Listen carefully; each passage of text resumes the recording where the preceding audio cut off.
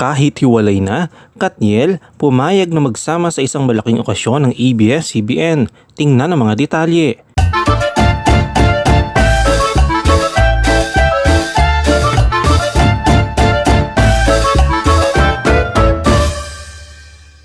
Nakumpirma ni Catherine Bernardo at Daniel Padilla ang kanilang paghihiwalay noong nakarang Huwebes, November 30. Ipinahayag ni Catherine Bernardo ang kanyang opisyal na pahayag tungkol sa desisyon nilang pareho na tapusin ang mahabang relasyon. Ang paglisa ng Katniel Love Team ay malungkot na balita para sa mga fans na hindi matanggap ang wakas na 11 taon na relasyon ng kanilang mga iniidolo.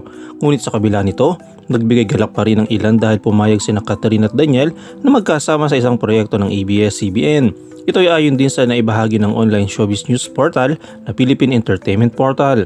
Ito ang unang hakbang tungo sa pagiging profesional pagkatapos ng kanilang maayos na paghihiwalay. Hindi rin maiwasan na mabanggit ang pangalan ni Alden Richards matapos ang kanilang breakup na nagpapalakas sa pag-asang maaaring magkatotoo ang tambalang Alden Catherine sa totoong buhay. Ang pelikulang Hello, Love, Goodbye noong 2019 na pinagbidahan ni Catherine at Alden ay tinangkilik ng mga manonood dahil sa nakakakilig na chemistry ng dalawa. Dahil dito, marami ang umaasang magkakaroon sila ng relasyon matapos ang hiwalayan ni Catherine at Daniel. Nangyari rin ang namataan si Daniel sa bayan ng kanyang ina pagkatapos ang kanilang paghihiwalay.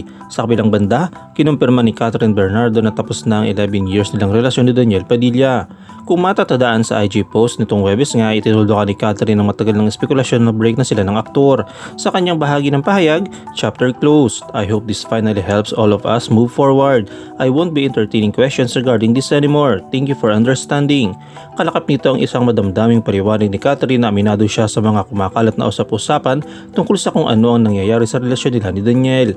Walang ibinigay na dahilan si Catherine pero inamin niya na ilang buwan na silang may problema ng kanyang nobyo. Sinubukan daw umano nilang ayusin ito, subalit hindi daw nila umano kayang magpanggap pa na maibalik pa ang nalamatang relasyon. Sa kabila ng lahat, idiniin ni Catherine na nananatili ang respeto nila ni Daniel sa isa't isa.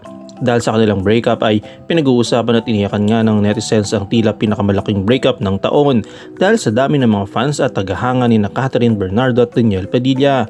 Abangan na lamang natin ang mga susunod na kaganapan sa kanilang mga career matapos ang kanilang breakup. Ano ang iyong komento kaugnay dito? Shoutout tayo kina Silapshak Masinda Di Miguel, kay Gloria Tortuga at kay Justin Edward Valiente. I-comment mo lang ang inyong opinion sa comment section at huwag kalimutang i-like, i-follow, i-subscribe ang bcgram.net para sa mga latest happenings.